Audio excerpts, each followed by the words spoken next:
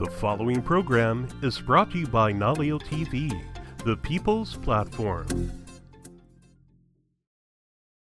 I'm with Kristen Albrecht. She is the Executive Director of the Food Basket for Hawaii Island.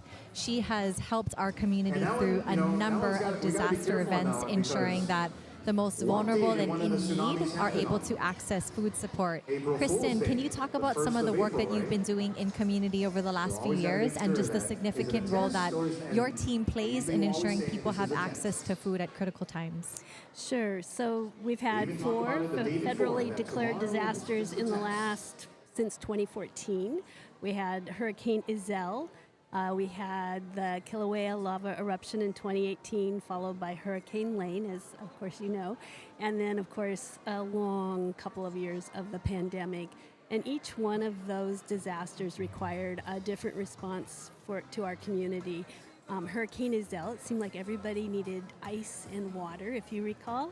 And then the Kilauea lava flow, with everybody who had lost their homes and were setting up camps, they really needed food every day. So, we don't normally do food every day. We do food usually at the end of the month, or people need help for 1 week out of the month. But this was every day, 3 meals a day. So that was a very big difference. And then Hurricane Lane really devastated a lot of the crops that we grow here. Our agricultural producers were really under siege.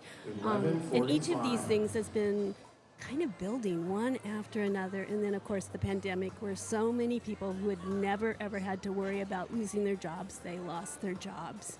And so we went from serving 14,000 people pre-pandemic to serving 85,000 at the height of the pandemic. This week we got really disturbing news from a local, a new report that came out saying that we have the highest food insecurity in the state on this island, 40%. It's very significant and very alarming. Isn't it? And so you folks play, I think, very critical role in providing an essential lifeline, really, for many families that are struggling to make it here.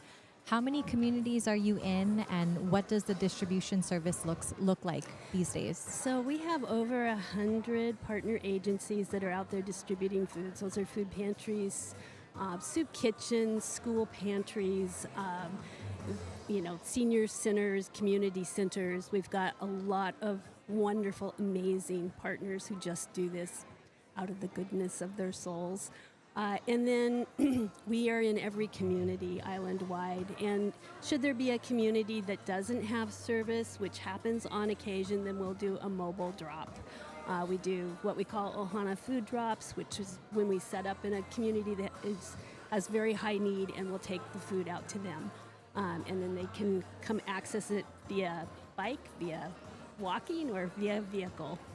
Would you happen to know, on average, how many households or individuals you're serving on a monthly basis through these partners and programs? Yeah, so right now we're serving close to 60,000, best as we can count from the information that we gather.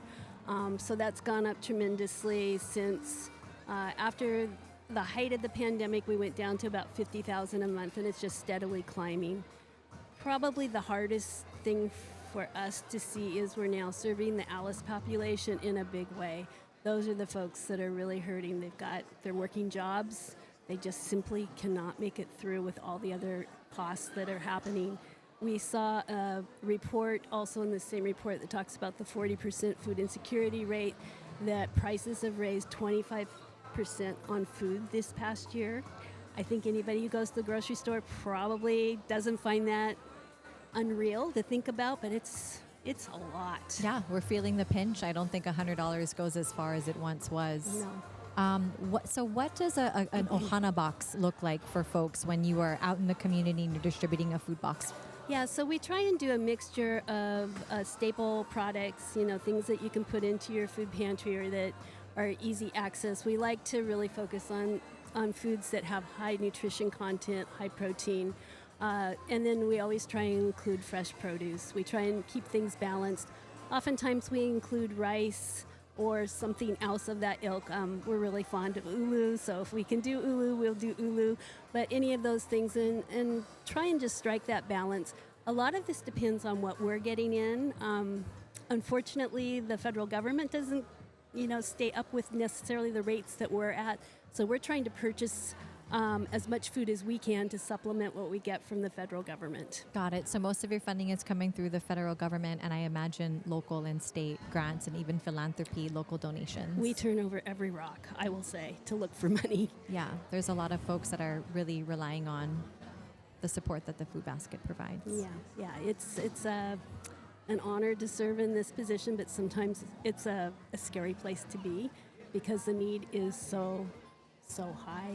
And it's not going away. So I think I love that we've got this fair here today to kind of bring everybody together and talk about solutions, because anybody who's hungry today, that is a disaster. Yeah, it is. Thank you so much for your caring and kind-hearted leadership. We really appreciate you. Thanks, Ashley. Thank you.